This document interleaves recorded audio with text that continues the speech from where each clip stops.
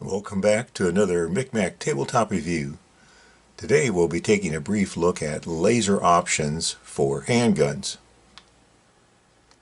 In this video we'll explore the pros and cons as well as the options for adding a laser to an everyday carry firearm. A laser produces a beam of light that travels in a straight line projecting a dot on its point of contact, making it an ideal aid for aiming and targeting. The very first visible laser attached to a firearm came in 1979, developed by a small company called Laser Products Corporation. As you might expect, the first applications were designed for law enforcement. The very first application was downright enormous compared to today's micro-sized lasers. This 1980s photo shows the Colt Trooper 357 Magnum with its laser attached. Today, advances in battery and laser technology have allowed for very small laser applications. Today's lasers are more efficient and relatively inexpensive. For example, here's a $14 bore sighting laser in the form of a 380 cartridge. It's very small. I use it to zero in my lasers on my pocket pistols, like this Ruger LCP 380. Pretty neat. While there are certainly more expensive, higher quality applications out there, today you can find pistol rail type laser attachments for less than $20, making firearm aiming lasers quite popular and attainable, and there are plenty of companies offering solutions. And manufacturers have been fairly creative in developing solutions for adding lasers, especially to many popular carry firearms. Sounds good. There certainly are some impressive advantages and benefits to adding a laser to a firearm. As I said, it appears that lasers are one of the most popular accessories when it comes to everyday carry weapons today. In fact, here are a number of examples of laser-equipped handguns. Yep, from big full-size 45s to tiny micro-carry handguns, laser solutions are pretty common. But that doesn't mean that there aren't issues associated with handgun lasers and their use. In this video, we'll explore the different types of applications, as well as the benefits and potential firearm problems and pitfalls. So thanks for watching, and I hope you'll enjoy this review of laser options for handguns. Let's get started. Oh, by the way, all the firearms used during this video have been unloaded and have been cleared, and I should also say up front that I have no sponsors for my videos, and no one's given me any products to promote for this video. Of course, my views are my own, but I hope that in sharing my experiences I can help you better sort out the questions you may have about outfitting your carry weapon with a laser. And one more thing. If you enjoy this review, please be sure to like, share, and subscribe. Okay, so let's begin with looking at some of the arguments for and against adding lasers to handguns. I've got to say that when lasers for handguns first came out many years ago, I thought putting a laser on a self-defense handgun was a bit of a gimmick, something that a trained, experienced shooter just wouldn't do. True, I was somewhat influenced by fictional characters like the private detectives Spencer and Hawk in the Robert Parker novels, who mocked the very idea of adding a laser. Also, when you've trained to focus on the front side of your gun, focusing on a laser dot on a target sort of messes with your training. Don't be surprised if you're an experienced shooter that when you're using a laser you find some difficulty in adjusting. That's because a laser forces you to focus on the dot on the target. The same for adjusting to using a red dot on a target, like with this Canik TP9 SFX. It just takes some adjustment. So now, when you find yourself without a laser, or when the dot isn't visible to you, you may now find your training has been undone. This is not a small issue in my opinion, which is why I always train both with and without a laser. Primarily without the laser. I brought this argument up first because I consider it a core issue to the carrying and use of firearms for self-defense, and a key issue not to be taken lightly. And while I'm at it, speaking of training, I might as well say that in my opinion, adding a laser to a firearm isn't an excuse for not training or learning and practicing safe use of the firearm. I've heard people actually say that they like the idea of a laser because they don't have to train. When needed, they'll just point the gun and put the laser on their target and pull the trigger. Sorry, but developing the basic competence of responsible gun ownership should be a requirement regardless of whether you've attached a laser or not. Lasers are not 100% usable or effective for a number of reasons, so I suggest you not become dependent on one.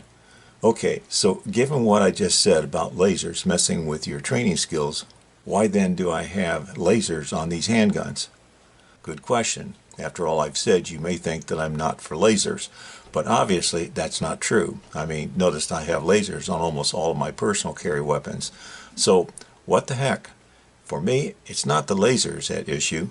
It's realistic expectations and how people can become dependent on them. Yes, indeed, it took me a while to finally put a laser on a firearm, but three things happened that changed my mind about using lasers. First, I got older. It's hard to admit, but my eyes and reflexes aren't what they used to be. It first started in my 40s, but seems to have become more of a challenge with each passing decade. Second, I bought a Walther PPK-S back many years ago that was offered with a Crimson Trace grip laser system at no additional charge. That was hard to pass up. So now I had the pistol equipped with a laser that would become my primary concealed carry weapon for quite a few years. The PPK-S is a great little gun, but most of the time I just carried it with the laser switched off. I found the laser too distracting at first, again messing with my training. Now I no longer carry this PPK. I think my SIG P232 everyday carry is just a better gun, but it was this PPK that first gave me a chance to experiment with a laser. And the real tipping point for me, however, was the third thing that happened, which occurred during my competition training for an IPSC challenge. I found that I was consistently and significantly faster and more accurate when using the laser. I hadn't expected that, but the data was clear and hard to ignore. At least for me, I was a better shooter with a laser than without. And that was a little difficult to acknowledge at first, but today, all of my primary carry weapons are laser equipped.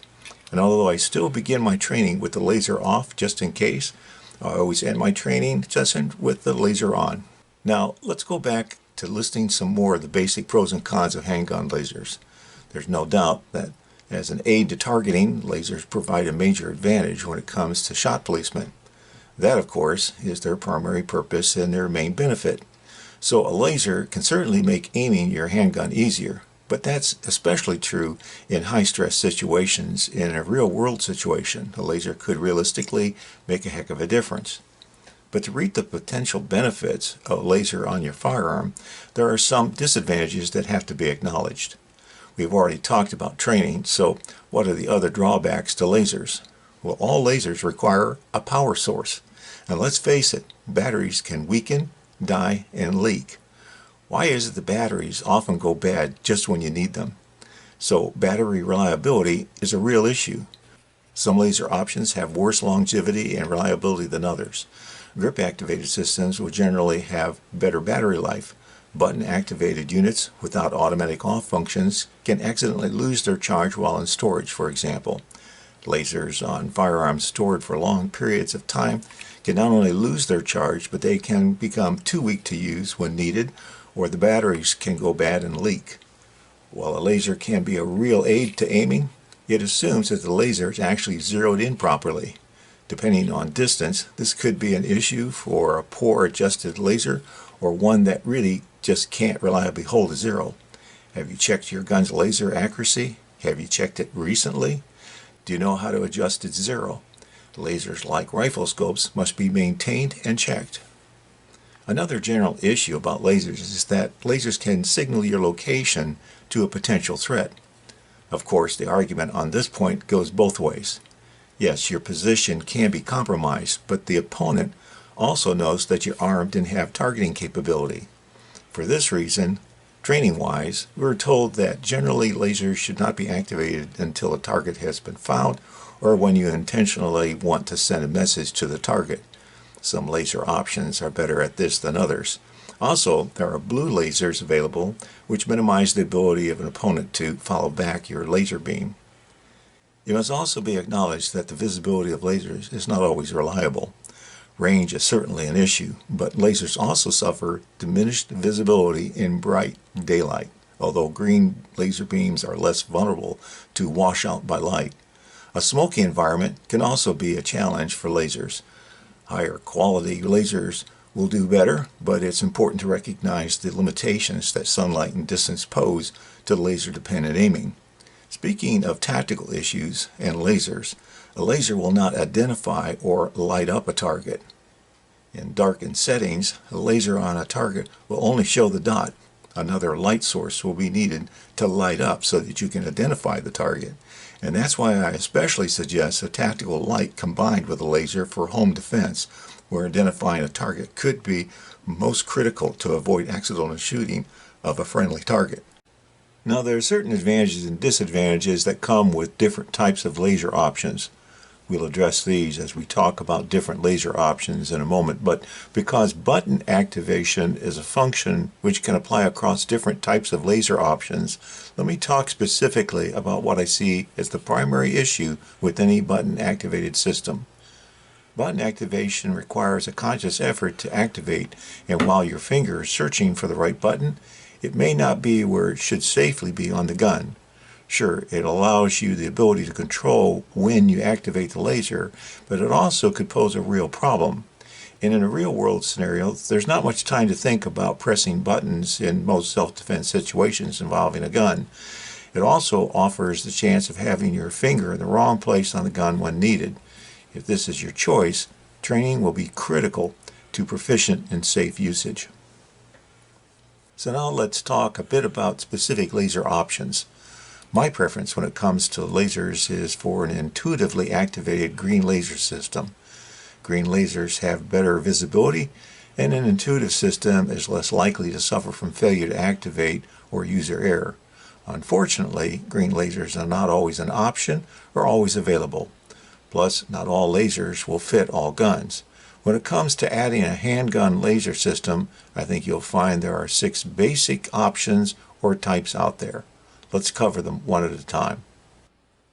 The first type is the grip-activated system, like these Crimson Trace grips here on the SIG P239. These grips replace the original factory gun grips and are fairly easy to install. Just remove the original grips and replace them with the laser grips. The laser is usually located on the right side, like you see here. The laser is offered in red and, more often today, green, depending on the gun. Green lasers will usually cost more. The activation button is located here, but on larger frame pistols like this Beretta 92, you may find the button located further on the left grip here. The power on-off button for this unit is located here, so you can turn the unit completely off, which I commonly do for training purposes. You just have to remember to turn it back on again. Adjustment for the lasers are here for windage and here for leverage. The positive points about these laser grips is their intuitive activation and their mostly unobstructive attachment, allowing your gun to be used with conventional holsters. Crimson Trace laser grips have a reputation for good battery life and holding their zero. The Crimson Trace grips may offer the advantage of actually feeling better than the gun's factory grips. They may be a little fuller and offer a bit more padding depending on the unit. They may also be available for certain revolvers. The problems include that these grips replace your gun's grips. These grips must be specifically designed for the gun. As such, although Crimson Trace currently offers 87 different grip models, there may or may not be a model available for your particular revolver or pistol. Also, you have to get the proper hand grip to activate the button, especially on some of the smaller units. Usually that's not an issue, but I find that that can happen on this Kimber micro carry, and people have complained that their index finger will sometimes block the laser beam. Again, more likely if the gun is small or your hands are quite large. Finally, cost-wise, you'll find Crimson Trace laser grips to be at the higher end of laser options. Depending on the model, prices will run between $300 and $400, although I've found some pretty good sales out there from time to time. The second type of laser is a unit that is usually available as an aftermarket product that can be added to the frame in the area in front under the barrel. These lasers are a solution for guns that lack a rail. An example would be the Streamlight TLR laser system. I don't own one of these, although this little Kel-Tec P3AT 380 pistol is sort of an example, except the activation button is here in a more intuitive grip activated design than a side button activated system. Lasers can usually be had in either red or green. Adjustment to the laser can be done here and here. The problem with side button activated systems is that they may require a conscious effort to turn on, which can create distractions and even poor firearm handling. Intuitive button activated grip systems like this Crimson Trace unit would be a better choice. Some units have mode and timeout features. Attachment requires no alteration to the gun itself. They usually aren't all that difficult to install, and the unit can be easily removed. Possible cons include the additional mass that will require the proper accommodating holster, and the opening of the trigger guard is slightly reduced. Prices of these add-on button-controlled lasers are around $150 to $250. The third option we have is another unit that's similar to the add-on button-activated system. The unit is also attached to the frame in front of the trigger guard, but these are touch-activated systems. And here are a couple examples on these pistols. Here's a Laser Max unit on this Ruger LCP 22 Lite. And here we have an Arma laser unit on this SIG P238 Micro. Lasers can be had in either red or green. Adjustment to the laser can be done here and here. As I said, instead of buttons, these are touch-activated units. There's a little area here where in contact with your finger, it activates the laser.